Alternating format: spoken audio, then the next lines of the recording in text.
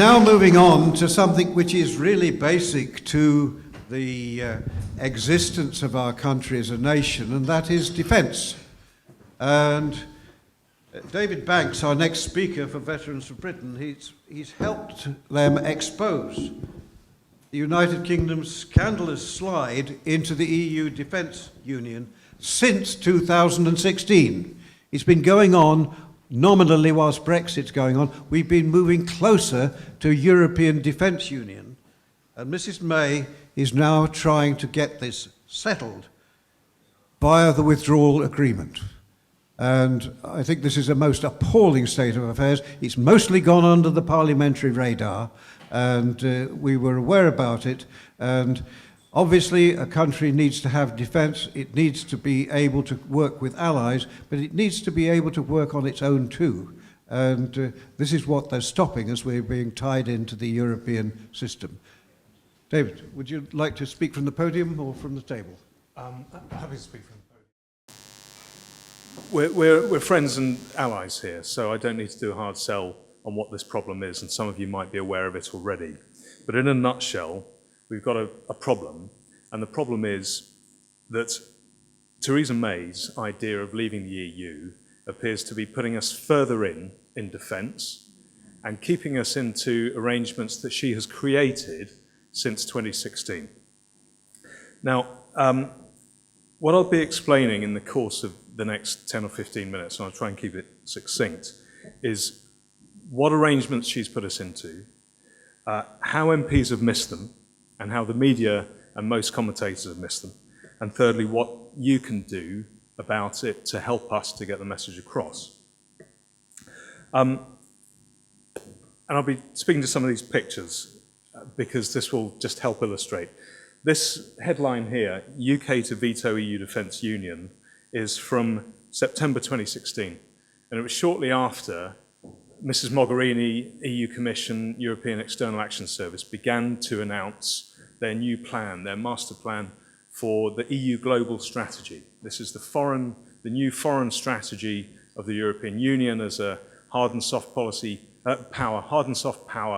player in the world. And the EU global strategy was announced 5 days after the referendum. It was initially going to be announced in April, and it would have been explosive if it had been announced then, but of course they delayed it because they realised it would have been detrimental for their own interests during the referendum campaign. 5 days after the referendum, they came up with the global strategy. And then the weeks following that, they were getting the various EU diplomats, including UKREP, UK Representative Office in Brussels, Foreign Office, to hammer out agreement.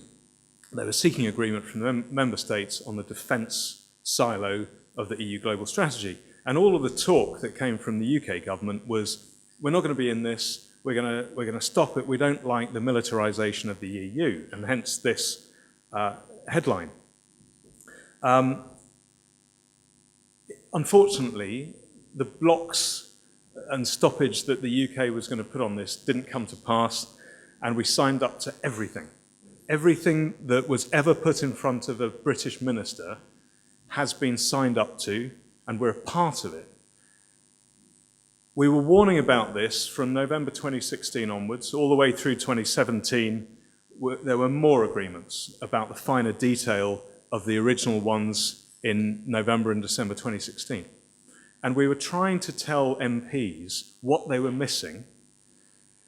And the picture became fully formed by about June the following year, so June 2017. Within a year of the referendum, the EU had gained all the agreements that it needed from the UK.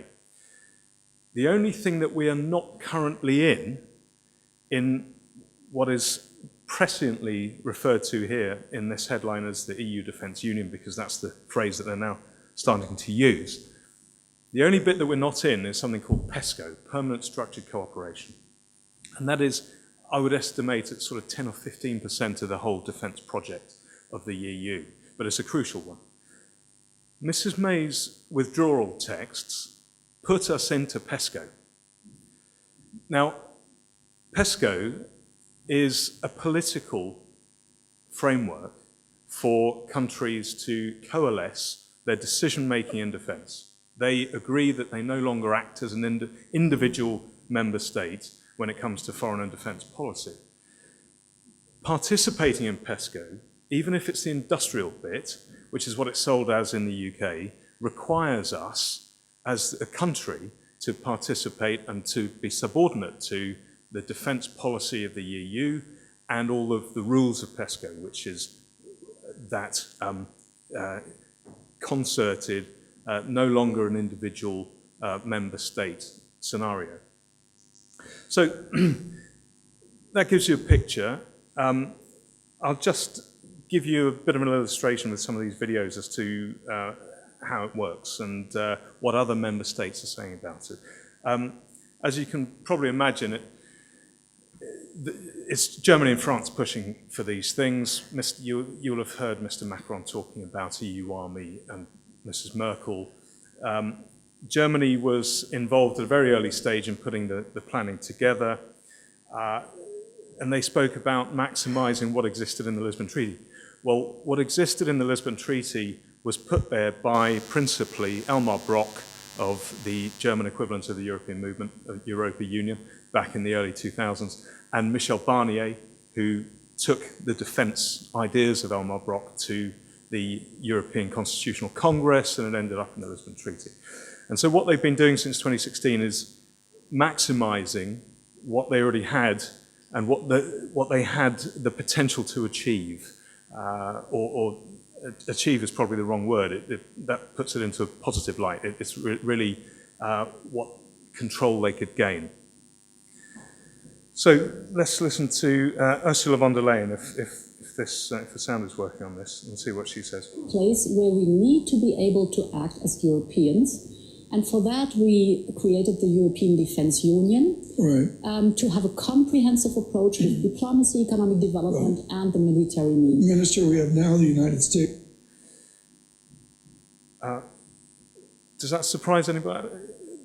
Right. So, admitting the EU Defence Union, why it was created. This is the kind of language that our own politicians never use. We go and speak to MPs and say, why are we in the EU Defence Union? And why is Mrs. Merkel trying to keep us there? And they don't recognise it.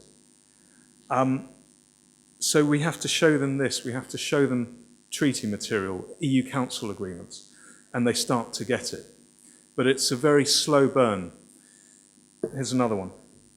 For example, there are other tasks where Europe is needed. And up to a few months, Europe wasn't able to act at all because we didn't have neither the procedures nor the structures.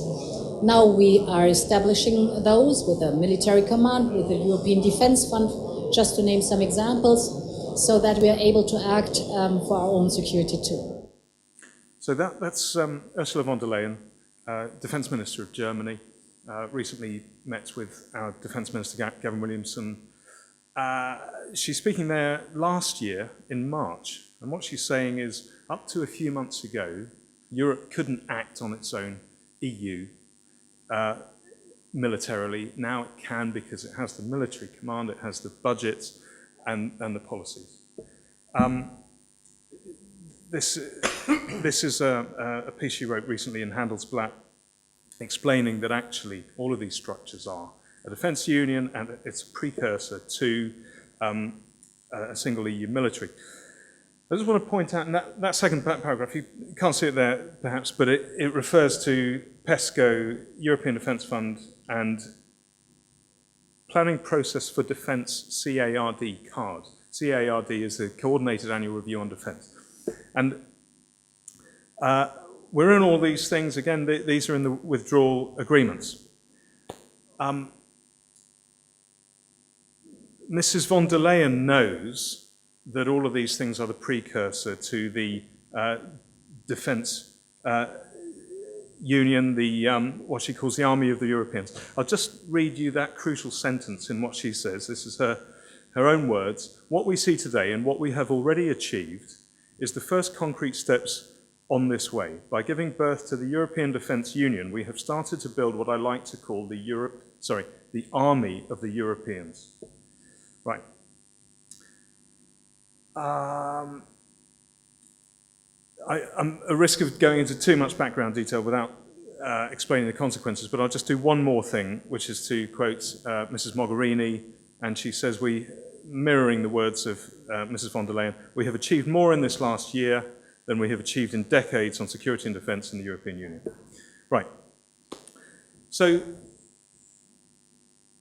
it's essential then to start to understand the structures that we, the UK, are in, so that we can explain that to MPs, so that you can help explain it to MPs, because they're not getting it from anywhere else. They're not getting the information.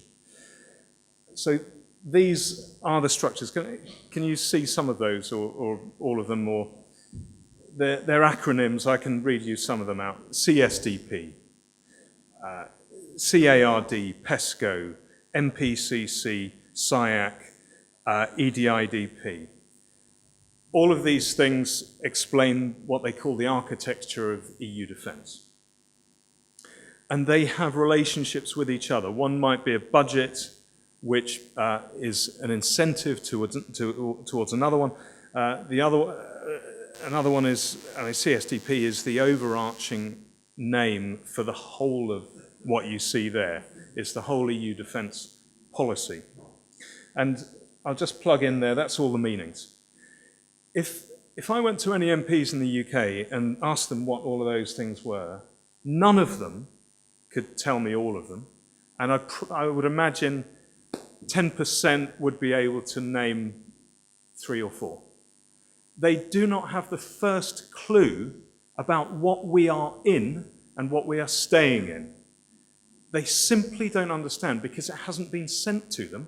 They haven't discussed it. They haven't voted on it. So how on earth have we ended up in this stuff? It's because at EU Council, you have a minister who goes into a room and they are asked whether they have any objections to what their diplomats have negotiated in the week preceding. Their diplomats have just advised them on what to say and what position they have taken at those discussions in the Political and Security Committee. If they put their hand up and say they object to what their own diplomats have negotiated, that would be very difficult. They'd be objecting to their own team's work, and they don't understand enough of it in the first place. They haven't had any correspondences with MPs about these things. Often they are so new, because they have been marked as limité in the EU vernacular, they haven't been sent to the parliaments and the scrutiny committees, that they wouldn't even know what they're objecting to. So, I'll run through quickly what these things are and the impact on the UK. The MPCC, that's the new command headquarters of the EU. At the moment, it's only for missions, so advisory missions, shipping security, training in Africa, the Mediterranean. But the EU has already said, within months of creating it, that they want to switch it very soon to an operational headquarters. And they've admitted that that can be done very quickly. PESCO, we've discussed. CARD. CARD is an absolute gem. It's the system that the EU has invented in order to mark the homework of member states' defence ministries in how they spend their money. And when they mark the homework of, say, the MOD, and the MOD is in a trial for this, but you wouldn't know it because it hasn't been announced. I only discovered it because I spotted it in a House of Commons library paper. And we've been in a trial for it since its creation in 2017. They mark the homework of the MOD and say, well, we like what you've done here. We want you to diminish spending on a certain capability and raise it in another capability. And if you do that, you'll get $500 million in incentive cash from the European Defence Fund. So there is this circular sort of scenario where, being a part of the policy, we are locked into it by other means, by financial means. I mentioned the European Defence Fund as as the incentive, the sort of the bribery, I guess, that the EU uses to get countries to participate in CIRD. European Defence Fund is somewhere here. Yeah, middle on the right. That itself is composed of two structures at the bottom, European Defence Industrial Development Programme and European Defence Research Programme. This is the fund, it's currently 13 billion euros. This is the fund by which the EU wants all member states to create their defence capabilities in the future. So no single member state would build an aircraft carrier or a fleet of fighters. They would do it together and they would fund it together. And thereby, the EU gets all this wonderful control. The only bit of these that hasn't already been created is the one at the bottom, common defence. Common defence is different to common defence policy. Common defence is the end game of the policy, because common defence is the rebranding of the member states' militaries as a single integrated entity, an army of the Europeans, as Mrs. von der Leyen describes it. When MPs say, well, okay, this is all getting a bit complicated, where's the evidence for this? Where's the material? Well, this is where we start. This is the list of all the EU Council agreements. I don't expect you to be able to read this, it's tiny, but it's a list of 17 separate documents, about 8 EU Council conclusions, and then some other reading, which was papers and policy documents that the EU Commission created before the agreements, which are the sort of the bedrock of the agreements that followed. And this is what it creates. So finally, the EU and EU leaders have started to admit to the existence of this thing called the European Defence Union, even though our own politicians don't. And it's composed of all those previous structures that we had in that sheet. So permanent structured cooperation, European Defence Fund, CARD, another budget, and some other policy instruments that tie the whole thing together as a glue. Switching from this, the EU's output, to this, which is Mrs. May's withdrawal texts. This is from the political declaration. And this mentions some of those things that you saw in that previous slide. European Defence Agency, European Defence Fund, permanent structured cooperation. Now, here's how those texts correspond to the European Defence Fund. It's a direct match. We're in the whole lot. Why don't MPs understand? Why don't they talk about it? I don't know. Perhaps some of you might have answers. But I think it's because they haven't bothered to do the reading. At some point they've been told that any talk of EU military is mad and it's ridiculous and it's not happening. It's not there. Don't just look the other way. I think it's probably best that I stop there. I could go through some of the background of the mistakes ministers have made, but I think that's probably enough for now.